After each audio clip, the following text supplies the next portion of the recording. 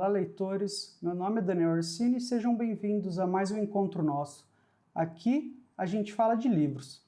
E hoje vamos falar de Satyricon, esse clássico latino do século I sobre uma cambada de degenerados aprontando todas no sul da Itália. Fiquem aí porque eu garanto que esse livro pode guardar algumas surpresas para vocês que eu acredito que vocês poderiam não esperar de um clássico do século I. Antes de tudo, não se esqueçam de se inscrever e ativar as notificações do canal e curtir o vídeo nessa ou em qualquer outra ordem. Esses cliques são o no ecossistema do algoritmo. Feitas as apresentações, seladas as burocracias, acomodem-se em suas cadeiras, puxem um café, abram os corações e vamos falar um pouco de livros. Como eu adiantei, o livro sobre o qual vamos falar essa semana é o Satyricon, do Petrônio, que acabou de sair em uma nova tradução pela 34, tradução feita pelo Cláudio Acquati. O Cláudio Acquati também escreve uma breve introdução e um dos pós-fácios. O livro tem uns 3 ou 4, coisa assim. O Satyricon ele é escrito em latim. Entre o ano 62 e 66 depois de Cristo, acredita-se que por um membro da corte do imperador Nero. E acredita-se que o nome do autor do Satyricon fosse Tito Petrônio Árbitro. Aliás, em vez de falar de livro, talvez seja melhor falar que os Satyricon sejam excertos de um livro. E por que eu digo isso? Porque o Satyricon foi originalmente uma obra muito maior do que a gente tem hoje, só que essa obra completa se perdeu. Tudo que restou foram alguns pedaços dele, que são 3 livros sucessivos, e mesmo esses livros algumas partes. Seria como se, em vez da gente ter a Odisseia inteira, a gente tivesse só a parte em que o Odisseu lida lá com o Polifemo, e o resto a gente não soubesse e tivesse que inferir a partir do que é dito ali e a partir talvez do que outras obras falam ou não sobre a Odisseia. Um paralelo não tão bom, mas o que me ocorre agora seria esse. E, inclusive faz-se de fato um paralelo entre o Satyricon original e a Odisseia para se supor que o original teria 24 livros. Então a gente tem os livros 14, 15, 16 incompletos, e o Satyricon original teria 24, assim como a Odisseia. Então o que a gente tem hoje seria um pedaço do miolo ali, um pouco do que aconteceria no meio mesmo. E entre esses pedaços, o mais famoso é o livro 15, que é também o mais completo, o que está mais na íntegra, e de longe a minha parte preferida do Satyricon, que é conhecido como o Banquete de Trimalquião, que descreve um jantar dado por um ex-escravo absurdamente rico e que também ostenta de uma maneira fastidiosa essa riqueza toda e esse luxo todo que tem, e tenta mostrar para todo mundo quão rico ele é, ao mesmo tempo em que ele tenta mostrar que ele também não liga tanto para a riqueza. Ele fala em um momento que eu prefiro até vidro que ouro, só não uso vidro porque vidro quebra e ouro não. E ele tem uma necessidade que beira a patologia de ser benquisto por todo mundo. Ele quer que todo mundo goste muito dele, ele não consegue lidar com rejeição. É um personagem assim, muito complexo. E esse banquete na casa do Trimalquião, que é a parte central do Satyricon, é não só a minha, como pelo que eu li, a parte preferida de muita gente. Bom, e ademais, além do banquete, o que eu tenho a dizer sobre o que a gente vê nesses pedaços restantes aí do Satyricon? O que a gente encontra? Sendo sucinto, bêbados, pilantras, cretinos, ladrões, um ou outro assassino, snobs, novos ricos vulgares, muita gente ressentida, estelionatários a dar com pau, o mais fino que o Império Romano tinha a oferecer. Bom, mas a obra não é um panorama social, um estudo social, ou ao menos não tem isso como motor, como motivo. O que move a trama é Encólpio, o protagonista e narrador em primeira pessoa, que a gente acompanha enquanto ele se move ali pelo sul da Itália, nos arredores de Nápoles. O Encólpio é um vigarista extremamente ciumento, cretino, aproveitador e manipulador ao extremo. Mas o Encólpio não está sozinho nessas andanças. Ele faz parte de um triângulo amoroso que tem como outros vértices o Assilto, que é um outro jovem forte com quem o Encólpio de alguma forma luta pela liderança ali do triângulo. Eles têm uma relação tensa, os dois. E o Gitão, que é o mais jovem, belo e submisso ali, eu diria até inocente, mas é difícil às vezes saber quão inocente é a inocência dele e quanto que é ele fingindo e usando uma inocência para conseguir aquilo que ele quer no momento. Fica um pouco ambíguo muitas vezes durante o livro. O livro começa com esses personagens do sul da Itália, a parte que a gente tem do livro, mas aparentemente eles estiveram no norte da Itália, nas partes perdidas.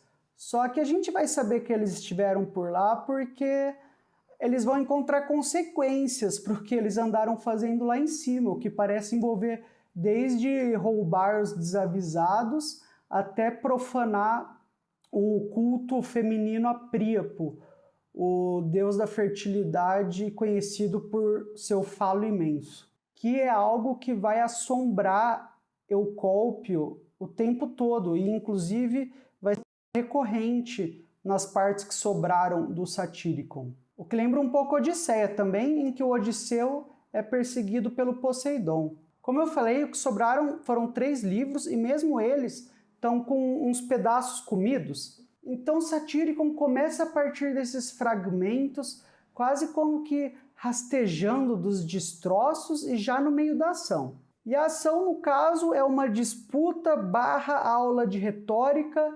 entre um personagem chamado Agamemnon e o Encólpio.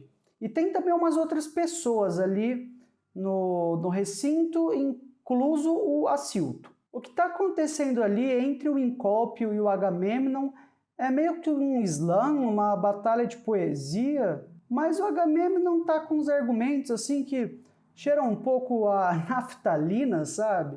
Porque ele fala que os jovens não querem mais se dedicar à verdadeira poesia e à verdadeira arte da retórica e querem aprender tudo muito rápido. O Assilto acha isso tudo muito chato e se escafede, vai embora. O Encólpio, um pouco mais tarde, vai também e toma o rumo de casa. Casa, no caso, uma hospedaria onde estão ficando os 3, o Encólpio, o Assilto e o Gitão. Quando o Encólpio está indo para casa, acontece uma cena que, para mim, ela estabeleceu uma linha de base para o romance.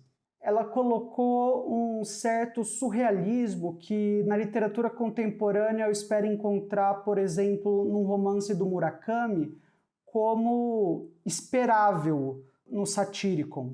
E a cena é a seguinte: o Encólpio está indo, ele não consegue encontrar o caminho da hospedaria dele, por algum motivo, e ele zanza para lá, zanza para cá, não acha. Aí uma velhinha qualquer na rua fala que reconhece ele. Ei, eu te conheço. Eu sei onde é a sua hospedaria. Ele, você sabe? Poxa, que maravilha, vamos lá então. E aí a velhinha vai levar ele, e ele vai indo, e ela ali, sua hospedaria. E quando ele vê, ele está na zona. Eu consigo ver isso acontecendo no livro do Murakami. Eu li a Crônica do Pássaro de Corda e eu consigo imaginar certinho isso acontecendo com o personagem principal, sem maior problema, assim, só que se passando no Japão. Bom, mas a gente não está num livro do Murakami. Quando isso acontece, o livro fica bem fragmentado, mas o Assilto também está lá, que conta uma história parecida para o Encólpio, de como ele chegou lá. Parece que acontece algum tipo de bagunça que envolve bebedeira, envolve algum cara chato com que eles têm que lidar de alguma forma que não fica claro se é violenta ou se é só na base da malandragem, e eles vão embora e dessa vez acham sem maiores problemas o caminho para casa. E aí eles chegam no quarto dele, na hospedaria, tá o Gitão lá deitado, e a primeira coisa que o Gitão fala no livro é acusar o Assilto para o Encólpio de ter tentado fazer sexo forçado com ele. Ele falou, Incolp, enquanto você estava fora, esse daí tentou fazer sexo forçado comigo. E quando eu não quis, ele tirou a espada dele e me ameaçou. O Gitão não nega. O Gitão ele não nega, mas também não aceita a acusação. Ele não aceita a acusação sem negar no sentido de eu fiz, mas você não pode me acusar disso porque eu não fiz nada de errado. Fala pro Incolp, eu já fiz parecido com você também e ficou tudo por isso mesmo. O Incolp e o Assilto ficam ali se peitando em uma certa disputa para decidir quem que manda no trio e chegam à conclusão que não vai dar mais para manter o arranjo dos três e que eles vão ter que se separar logo. O Assilto fala, tá bom, mas isso é coisa para o futuro e agora vamos deixar as coisas do jeito que estão e quando chegar o futuro a gente vê o que faz. O Incolp fala, tudo bem, no futuro a gente vê o que faz, tem um fragmento que some, no próximo fragmento de texto eles estão dando risada de piada, sei lá. Meio esquisito. Os próximos 2 episódios que o livro narra começam a aparecer consequências do que o Incolp ou os 3 fizeram no passado. Um deles parece uma coisa banal e menor, mas acaba sendo um gatilho para algo maior. Esse primeiro episódio, essa primeira cena, estão os 3 andando pelo mercado, ver se conseguem algum esquema para ganhar dinheiro para comer, eles estão esfomeados. Quando um deles vê um casal de quem eles tinham roubado um manto no passado. E esse casal de quem eles roubaram o manto está com uma túnica deles, que é bem mais barata que um manto. Mas a túnica barata, esfarrapada que esse casal está carregando, sem que eles saibam, tem uma quantia grande, 30 sestércios, que parece ser uma quantia legal, costurada em um fundo falso que eles deixaram ali no passado. Então a situação é a seguinte, os 3 patetas que a gente acompanha estão com um manto que vale mais que a túnica, só que eles sabem que a túnica tem 30 sestércios costurada e que aparentemente o casal não percebeu. Aí eles vão lá e fazem um escândalo e conseguem trocar o manto com a túnica. O casal reconhece eles como os ladrões do manto, mas o casal acha que está saindo bem, porque eles recuperaram o manto e não ligam de perder a túnica, que eles não sabem que tem um bom valor costurado no fundo falso. Entretanto, desconhecidamente para o trio de ouro, a mulher do casal era escrava, sabe de quem? Da Quartila. Lembra, né, da Quartila? Nem eu, porque supostamente ela aparece no Satyricon nas partes perdidas. E o que a gente sabe da Quartila e sua relação com Incolp, o nosso protagonista? A Quartila seria a sacerdotisa do culto feminino a Príapo, que eu comentei antes, que o Incolp teria profanado. O Incolp não só teria espionado o culto, o que é proibido para homens, como teria feito alguma outra coisa ali que não fica muito claro. E daí, quando a Quartila é informada pela escrava dela que o Incolp está na região, na hora a Quartila junta o séquito dela e ruma para a hospedaria, achando o caminho fácil, de primeira, sem ser desviada por nenhuma velhinha com segundas intenções. E aparentemente a Quartila ou era uma pessoa muito convincente ou muito rica, porque ela isola rapidamente a hospedaria para ficarem só o Incolp, o Assilto e o Gitão no quarto, sem saber que o resto está vazio. E aí ela e as capangas dela adentram o quarto, fechando todas as saídas para tirar satisfação. O grupo de fiéis a Príapo amarra os 3 e acusa Incolp de devida profanação dele. A Quartila inclusive está com uma doença, uma febre, que não tem cura de jeito nenhum e que eles precisam passar por um ritual de expiação para que essa cura seja alcançada. Os caras estão apavorados porque eles têm certeza completa que eles vão morrer ali esquartejados ou de alguma outra maneira sem conseguirem se defender por estarem amarrados. Entretanto, acontece que o ritual, e a gente não consegue ver ele inteiro porque é outra parte do livro muito fragmentada, acaba sendo uma coisa maluca, uma esbórnia movida a sexo e pinga, que parece mais um making of Bruxa de Blair 2, para quem teve o desprazer de ver esse filme horrível, do que qualquer outra coisa. É um caso em que eu até agradeço, talvez, que partes do Satyricon tenha se perdido, porque eu acho que eu não queria ver o que acontece no ritual de expiação do Encólpio. E o pior é que o ritual não vai nem funcionar 100%, porque lá pra frente o Encólpio vai sofrer mais problemas por causa da perseguição do Príapo a ele. O livro 14 acaba aqui, e agora vai ver o que eu disse que é a minha parte preferida, que é o Banquete de Trimalquião, o livro 15 do Satyricon, que também é um livro mais inteirão, que você vai ver pouquíssimas partes faltando nele. O negócio é que aquela conversa toda com Agamemnon no começo do livro acabou rendendo para os três um convite para um jantar na casa desse ricaço ex-escravo, Trimalquião, que é rico, estupidamente rico, ninguém tem nem noção de quão rico ele é. Ele é tão rico que se existisse na época viagem espacial, faria uma nave em formato de falo em homenagem a Príapo para chegar na Lua. A cena começa com os três amantes indo à casa de banho, que era onde os romanos iam para brincar, conversar, fazer aposta, eventualmente até tomar banho. Pelo que eu entendi, os convidados se encontrariam ali, fazer algum esquenta para ir todo mundo para o banquete depois. Os três estão circulando, olhando tudo que Roma tem a oferecer, quando uma certa cena se destaca para o olhar deles. É um cara velho, careca, jogando algum jogo de bola com vários escravos novos, com cabelos longos e sedosos, e a cada vez que uma bola cai no chão, ele não pode sujar as mãos dele com aquela bola suja.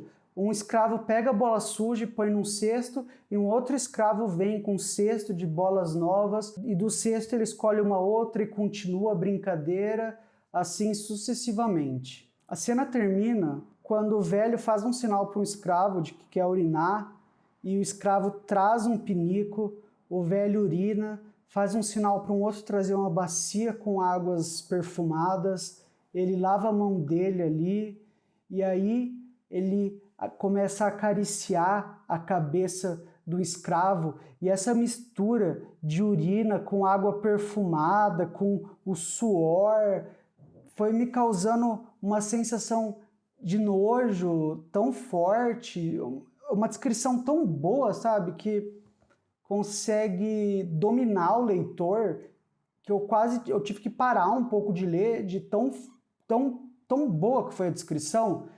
Você vê que é muito bem escrito o livro. Quando você chega em umas partes assim, você vê que o livro consegue construir cenas que te tomam completamente. Bom, como vocês já devem estar imaginando, esse é o Trimalquião, o anfitrião do banquete. Ele sai da brincadeira dele com todo luxo também.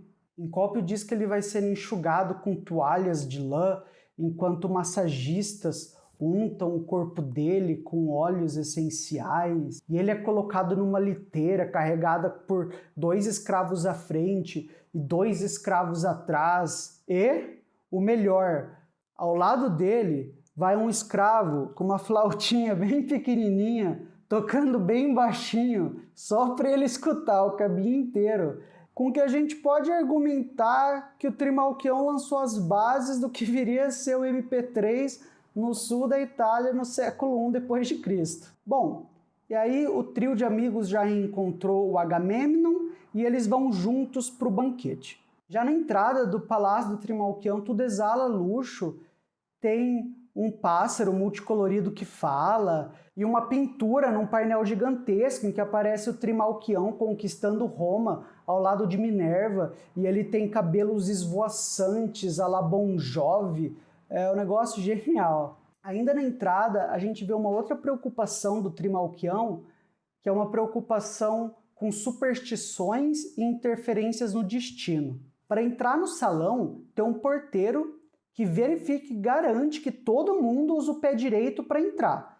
Se você entra com o esquerdo, você tem que sair, entrar de novo, e assim a banda toca. E depois que você entra com o pé direito, você dá de cara com diversos painéis mostrando a posição do Sol, da Lua, dos 7 planetas em cada dia do ano e quais são os dias apropriados ou não apropriados para diversas ações que você queira tomar para que você consiga maior taxa de sucesso nessas ações. E assim como fomos da ostentação para a superstição, vamos voltar com tudo para ostentação. Porque enquanto a gente falava dos astros, os convidados entraram e foram recepcionados por escravos servindo as comidas mais estapafúrdias enquanto cantam ininterruptamente, como se a gente estivesse num clássico subvertido da Disney, completamente constrangedor. Para você ter uma ideia, uma das comidas é um burro feito de cobre. Eu nem sei como que se come um burro feito de cobre. E é uma das comidas, não é um enfeite. É uma comida. Isso vai ser discutido eventualmente até durante o jantar. Aí chega o Trimalquião, que estava terminando de se arrumar lá nos fundos e já chega mostrando a que veio. Ele chega com um monte de galinha de madeira, são uns aparatos assim construídos, e delas elas têm umas portinholas como se elas estivessem botando uns ovos, mas são uns ovos grandes, ovo de peru, avestruz, sei lá.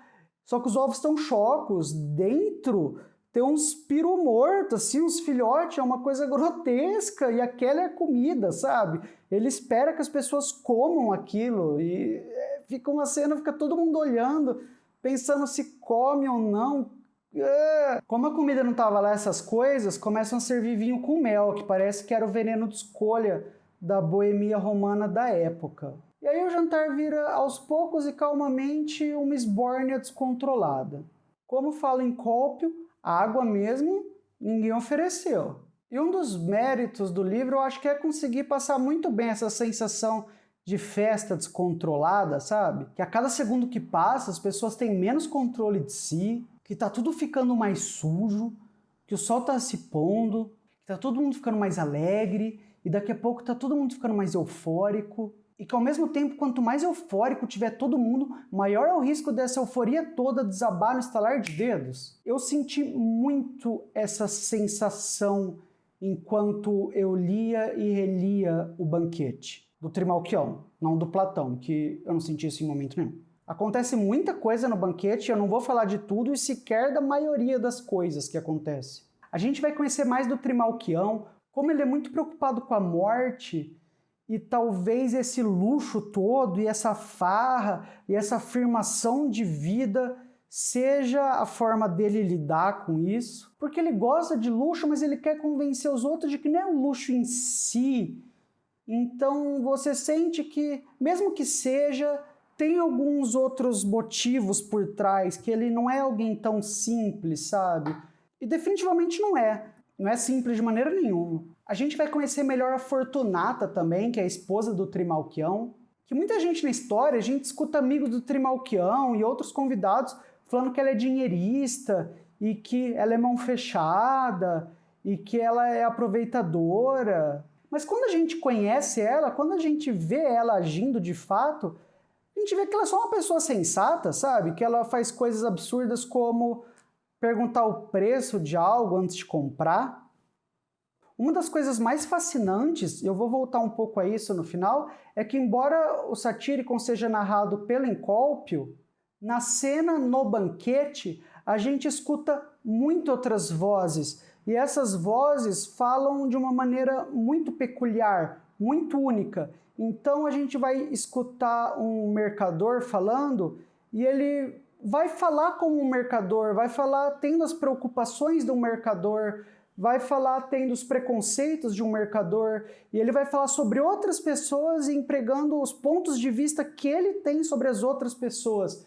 E não vai ser só com uma pessoa que isso vai acontecer. A gente vai escutar vários convidados dando o ponto de vista deles sobre vários outros convidados. Isso cria uma trama de como todo mundo vê todo mundo, que eu achei assim fenomenal, e eu não esperava ver muito num livro antigo assim. Quando você lê Odisseia, por exemplo, ou algum outro desses clássicos mais antigos, você não encontra esse tipo de coisa. Você tem uma linguagem muito bonita, muito bem trabalhada, mas que não parte para esse lado. E no Satyricon você encontra, e é muito legal de ler, é muito recompensador, faz com que você fique muito imerso na cena. Eu acho que é por isso que eu gostei tanto do Banquete, o uso dessas técnicas literárias de você conseguir colocar várias pessoas conseguindo expressar suas subjetividades, fez com que eu ficasse muito imerso na cena.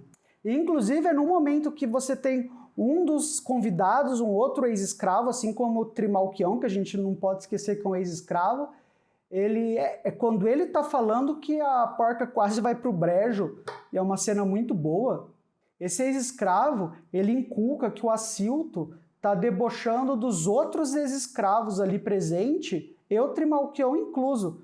E pelo pouco que a gente conhece até ali do Assilto, é bem capaz que ele estivesse debochando mesmo e merecesse uma boa na cara, sabe? Só que o cara tá descontrolado, dá pra ver que ele tá bêbado, que ele tá muito alterado, e ele começa a xingar o Assilto de bem-nascido, e uns xingamentos como: que você acha que você era um feto que valia ouro pra se achar tanto assim? Um feto que valia ouro, eu achei fenomenal isso. Mas o pau não come porque o Trimalquion, ele é o boa gente, ele é o deixa disso, ele é o, pô gente, vamos ficar todo mundo de bem. E ele chega e bota panos quentes ali na discussão e leva o cara para um lado, vai cada um pro seu lado ser feliz. E aí o Trimalquion já tá bebaço também, querendo chamar atenção, misturando as histórias, falando que o Dédalo que teve ideia do cavalo de Troia, sei lá, tá muito louco. E até aí tudo bem. Bem, todo carnaval tem seu fim e não era difícil prever que essa bebedeira não ia acabar muito bem. O Trimalquion tá falando sobre o testamento dele, que é uma das obsessões, junto com a obsessão dele sobre morte e sobre o que vão achar dele depois que ele morrer. E ele está comentando que no testamento dele todos os seus escravos serão libertados. Mas vejam bem, só no seu testamento, nenhum segundo antes de sua morte. Nisso entra alguns escravos no banquete e um que o Encólpio diz ser não de todo feio. O Trimalquion, que já está passadaço, não tem dúvida, vai lá e se atraca com ele num beijo. A Fortunata, vendo aquilo, fica meio chateada e começa a falar para os convidados que estão ali perto dela: ah, o Trimalquion não consegue se conter, ele não consegue conter os desejos dele. Bom, que faz sentido, né? Pois veja só. O Trimalquion gosta muito de se atracar com escravos de cabelos longos e sedosos, mas eu imagino que falarem mal dele consiga superar qualquer tipo de prazer que ele esteja sentindo, e algum alarme altíssimo deve disparar na consciência dele, porque ela acaba de falar, ele já pega uma taça e vira na cara dela, e ela começa a chorar e a gritar, e a esposa de um dos amigos do Trimalquion vai lá consolar ela e defender, e acaba o clima para todo mundo, exceto pro Trimalquion, que tá aquele bêbado que não aceite que acabe o clima, e ele quer continuar a festa e não liga que a esposa dele tá tristíssima com a taçada que levou na cara. Ele embalou no assunto dele, do testamento, e implica na ideia de péssimo gosto de fazer uma paródia do banquete fúnebre dele. Ele começa a arrumar as coisas e quer que cada um dos presentes faça o discurso que fará quando ele morrer em seu banquete fúnebre. Ele quer escutar o que cada pessoa vai falar quando ele morrer, sobre como ele foi uma pessoa importante, não sei o que mais, e ordena que seus escravos toquem marchas fúnebres, o que os escravos começam a fazer rapidamente e em alto volume, que os guardas que estavam ali por perto confundem com uma chamada para incêndio, que talvez não fosse uma boa ideia dos romanos fazer o barulho da marcha fúnebre muito parecido com a buzina de incêndio, mas tudo bem. E os guardas aproveitam então e entram jogando baldes de água em todo mundo e vira uma bagunça que o Encólpio, o Assilto e o Gitão aproveitam então para escapar daquela festa esquisita. Como eu disse, essa é a minha parte preferida do Satyricon. Foi de longe a parte que eu mais gostei. Eu reli trechos dela algumas vezes. É tudo muito bem escrito, parece muito moderno. Eu vou falar um pouco rapidamente do que acontece depois disso e aí eu volto. Os três chapadaços conseguem ir para casa. Chegando lá, o Gitão dorme com o Encólpio, acorda com o Assilto. O Encólpio acorda e não gosta nem um pouco daquilo e fala: ou vai ou racha, aqui agora a gente vai se separar, Assilto. Você vai para um lado, eu vou para o outro. E o Assilto fala para ele, tudo bem, Encólpio, vamos cada um para um lado. Vamos deixar o Gitão decidir. O Encólpio, crente que o Gitão ia decidir com ele, fala, tudo bem, Gitão, com quem que você vai? E aí o Gitão escolhe ir com o Assilto. O Encólpio fica assim, tristíssimo, amuado, sem acreditar que foi abandonado pelo amor de sua vida. O Encólpio não fica muito tempo sozinho, ele vai arrumar um outro amante, o Eumolpo, um poeta de péssima qualidade e pior ainda caráter. Eles vão reencontrar o Gitão, que vai ter se arrependido de ter fugido com o Assilto e vai querer voltar com o Encólpio, formando assim um novo trio de amantes, mas o Assilto não vai ter desistido do Gitão e vai estar caçando ele pela cidade. E para fugir do Assilto, os três, o Encólpio, o Eumolpo e o Gitão, vão entrar num barco fugir. Acontece que o barco era de uma dupla de desafetos do Encólpio lá do passado, das partes perdidas do Satyricon, e acontecem várias trapalhadas lá dentro, dignas do Trapalhões, até que o barco naufraga. Os três conseguem sobreviver e vão dar próximos de uma cidade ali chamada Crótona, que um sujeito que está ali por perto diz que é uma cidade em que nada se produz, mas em que todos caçam herança, uma cidade de caçadores de herança. As pessoas estão atrás de gente com muita herança e pouco herdeiro. Claro que os três não têm dúvida. O Eumolpo se disfarça de ricaço esperando a riqueza dele chegar de barco, e o Encólpio e o Gitão se disfarçam de escravos dele. Esse é um trecho do livro que tem umas cenas bem esquisitas e umas muito divertidas, e umas que estão aí no meio do caminho. Eu vou falar de duas. Uma é que tem essa mulher, a Circe, que se apaixona pelo Encólpio e leva ele para um canto para transar com ele. Mas ele brocha. Por quê? Por causa da maldição lá de ter profanado o culto a Príapo. A Circe implica que quer curar o Encólpio. Rapaz, o tipo de coisa ali que ela tenta fazer de tratamento para ele, só lendo.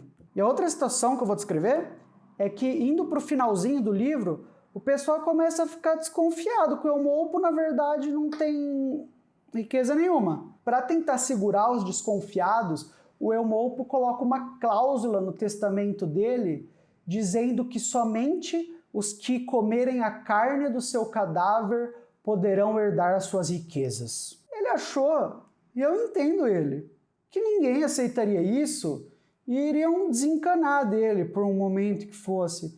E a princípio essa mesma é a reação das pessoas. Ah, esquece isso. Mas de repente, pro horror do leitor, elas vão se acostumando com a ideia. E é nesse tom tétrico que o livro termina, ou melhor, que o nosso Satyricon termina, porque o original ia para sabem os deuses onde. Eu gostei muito do Satyricon, muito mesmo. Eu vou recorrer novamente ao Mimesis do Auerbach para levantar um dos pontos que eu achei mais interessantes e que eu já comentei com vocês antes nesse vídeo. E o que o Auerbach fala sobre a cena do banquete do Trimalquião? A modelagem é completamente subjetiva, pois o que nos é apresentado não é porventura o círculo de Trimalquião como realidade objetiva, mas como imagem subjetiva, tal como se apresenta na cabeça daquele comensal que, entretanto, também faz parte do círculo. Petrônio não diz isso é assim, mas deixa que um eu, que não é idêntico a ele, nem ao fingido narrador Encólpio, lance o holofote de seu olhar sobre os comensais, um processo extremamente artístico, perspectivo, uma espécie de dupla reflexão que, naquilo que se conserva da literatura antiga, não me atrevo a dizer que seja única, mas é, sem dúvida, muito rara. E eu acho que é legal, isso fica muito claro no texto, e é uma das coisas que faz você ficar imerso no texto, que faz você entrar com tudo nele. No banquete do Trimalquião, essa linguagem tão moderna parece me colocar ali dentro da mesma forma que ler textos modernos, romances ou contos conseguem fazer comigo. Pega o Contos Mortos, do Joyce, por exemplo, que é o último do Dublinenses, o livro dele de contos. Boa parte do conto se passa em um jantar. E a descrição dos personagens, de tudo, é tão vívida, a construção, eu diria, é tão boa, que parece, nem que seja por alguns minutos, que tudo aquilo ali existe, ao menos para você, tal como a sua subjetividade pode conceber a existência, mesmo que seja uma coisa muito rápida, um lapso de existência. Você se descola um pouco do seu eu e tem uma certa existência emprestada nesse outro universo por alguns segundos. Eu me sinto um pouco assim, ao menos. A verdade é que é difícil definir exatamente o que acontece e é um dos motivos que me leva a ler. E eu acho que o Banquete do Trimalquião alcança esse fenômeno. Eu recomendaria o livro?